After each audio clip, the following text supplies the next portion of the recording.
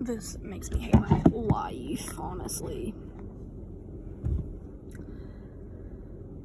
Hey y'all, so I just recorded this entire video and I had my camera facing the other way. So I'm super irritated. But anyway, in today's video, I want to talk about how much money I make every single month. So I have an Instagram account where I talk about everything on there. That's kind of like my goal. But the main focus right now is talking about money. So a lot of the people I follow are part of the debt-free community. They're paying off debt, they're investing, whatever. And something I've noticed is that a lot of people won't share their numbers. And there's a lot of the bigger accounts. And it really bothers me that they won't share their numbers. And money is personal. I'm not trying to judge anybody. It's just like, I don't know, I just feel like it perpetuates this norm that money is taboo, you shouldn't talk about it, that I feel like it's a way that keeps salaries low. Anyways, that's just my personal view on it, but especially the bigger accounts, you know, it just seems a little weird that they're part of this community and they talk so much about money, but they won't share their personal numbers. So transparency is really important to me, which is why I want to make this video today telling you how much I make every single month. And I'm probably at this point going to make this video a little bit shorter because I feel like I talked a lot just to like say the numbers. However, it is a little bit confusing. My pay fluctuates every single month because I work 3 part-time jobs and the salaries and whatever pay is not fixed, which you'll understand in a minute. So currently, a little bit about my situation. I'm 24. I live in Louisville, Kentucky, and I am SINK. I don't know if that's how you say it, like how you would like phrase that, but SINK stands for single income, no kids. I do have a boyfriend, but we don't live together. We don't combine finances in any way. So yeah, that's my situation. And I actually currently work 3 part-time jobs. So my main job is I'm a lecturer of Spanish at a university, and I teach there Monday, Wednesday, and Friday of every week, and then sometimes there's like meetings or campus events or whatever. But I teach 5 classes in a school year, which is really nice. I know, you know, part-time. So full-time positions do exist for what I do. Oh, I have a master's degree in Spanish. I graduated with my master's last spring, so it's been almost a year now. Full-time positions do exist for what I do, however, not at my university. So that's why I am part-time there and why I have 2 other jobs. So, what was I saying? I teach 5 classes a year. I teach 3 classes one semester, 2 classes the next, and we're paid per class. So our rate currently, to my knowledge, I don't know, I think that they increased the rate a little bit, which I'll explain in a minute, but our rate was $39.70 when I signed my contract, so $3,970 per class. Obviously that's before taxes. And so I think when you times that by 5, it's like 19,800 or maybe 20,000, something somewhere around there. I'm not sure, maybe I should have done that math before I said that, but anyways.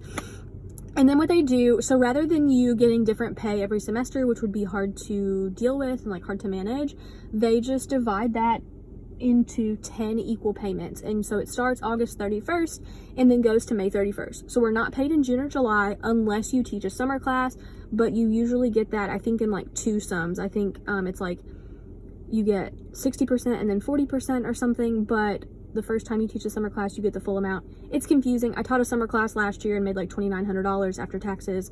But apparently if I do it this year, I'll get it like 2 payments. So I don't really know. It's a little confusing how that all works. But when you, like after taxes, whatever, when you do the math, my paycheck has been about $1,500. It's like $1,500 and a few dollars. I think it's been like 15. However, I got paid like 2 days ago and my pay was $1,648. So I have no idea what happened. I didn't redo any tax forms, nothing. And I did go online and look at it, and it looked like my rate for the year, or whatever you call it, like my salary, is like $21,000 rather than like 20-ish. So I'm not sure if they just like changed the rate of the classes a little bit, but I do want to talk to my boss about that just to ask, because I am a little curious, but obviously not complaining. So $1,648, and then hopefully that'll continue. I don't think it was just like a weird little bonus or anything. I'm pretty sure they just maybe changed the rate, but I didn't get any emails about that, which is just really strange. Like nobody told me anything, and I just like got a little extra money. So not sure what's going on there, but that's my salary there. And like I said, that's like my main primary job. Then I also teach computer literacy at a local organization where we work with Hispanic immigrant women and families. And I literally just teach. Are you freaking kidding me? Why is this person right beside me? Oh, anyways, so I teach like just literally the basics of computers, like how to use the mouse, the keyboard, how to like set up an email and Gmail account, or email and Google accounts, all of that kind of stuff.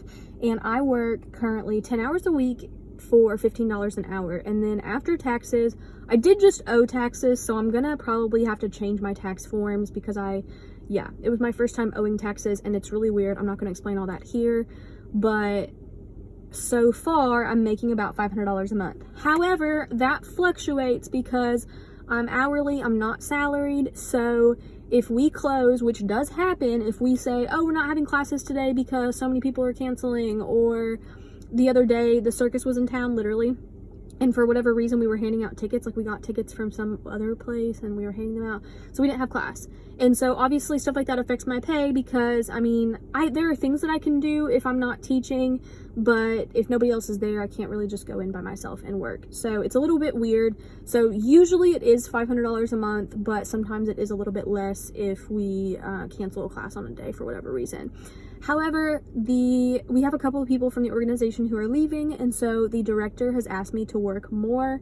So now at least for a few weeks, it's not permanent, I'll probably be working 17 or 18 hours a week, so almost double, and it should be my same rate, which is amazing, and I'm super, super pumped about that because I'm just going to put that towards investing and saving, but I don't know like what that's going to all look like after taxes right now. But so $500, I'm sure it's not going to be 1,000 or even, close to that, especially after taxes, once you're, anyways, but about 500, but it can for sure fluctuate. Like for example, Christmas, we were closed for 2 weeks. So we were closed for the same amount of time that the local school system is closed. And basically like on days like Martin Luther King Day or whatever day the kids don't have school, we usually aren't open either, because we do work with not just adults, but with children as well. So that's that job. And then I also work as a substitute teacher currently in just the local school systems here, and I sub in high schools. And all of the jobs, we're the biggest school district in Kentucky, and all the jobs are posted online. I just basically go in and select the job that I want, or the job that I'm willing to do, usually is more like it. And there's no regulation. Like teachers just put up whenever, like they can post at 6 in the morning when they're not going to be there. They can post 2 months ahead of time. So that's really not confusing, but sometimes frustrating. And the rate is $155 per day before taxes and withholdings. So I actually owed taxes because of this job as well, which was really frustrating. And I mean, they're taking a big chunk out of my paycheck, which I thought was for taxes, but apparently it's for retirement, because I didn't realize. I knew that subs also paid into our state retirement system. So teachers here, we have a state like pension system still. I know some states do it differently, where they have like 403Bs or something similar to a 401k, but we still have a pension system, and subs are a part of that. And I guess it's my fault for not knowing, but I did look online at one point, but I thought that the percentage was different. So I just read the numbers wrong, which is why I was confused. But found out a couple of days ago that 13%, which is a huge number, especially when you think about people who invest in like 401ks and send like 5% of their paycheck to that. So they take out 13% for that. And then I don't know whatever percentage they're taking out for taxes, but clearly I need to redo that paperwork. So my monthly payment or monthly like salary with subbing is going to be different every month depending on how much I sub.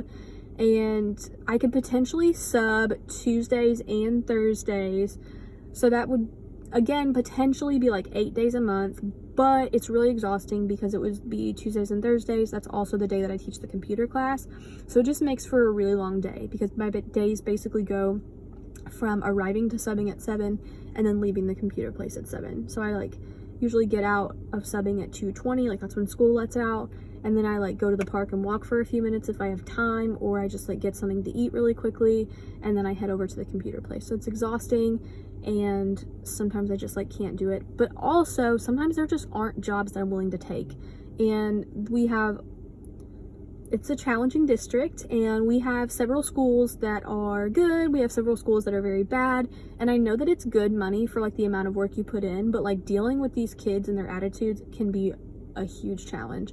So I am picky about the jobs that I accept, and I mean, thankfully I can do that. I'm not like technically having to like pinch pennies every single month, so I can, but my goal is to sub at least 4 days a month, because last semester honestly I was only subbing like 2 days a month, which is only like $200 a month extra. So definitely want to sub more often, but hopefully there also will be more jobs available. And I just also need to do a better job of like checking the availability at like multiple points per like each multiple times a day, whatever. And so yeah, that's basically my money every single month. So about $2,000, now $2,100 with this supposed pay raise from the university is not guaranteed, but like fairly steady. Like I said, you know, the university salary is the same except for this past month, which, you know, increased. And then the other one, $500 a month, usually is that, but could be a little bit less. And then so that's about $2,000 or $2,100. And then the other, you know, couple $100 comes from subbing, and again, that just depends on every single month.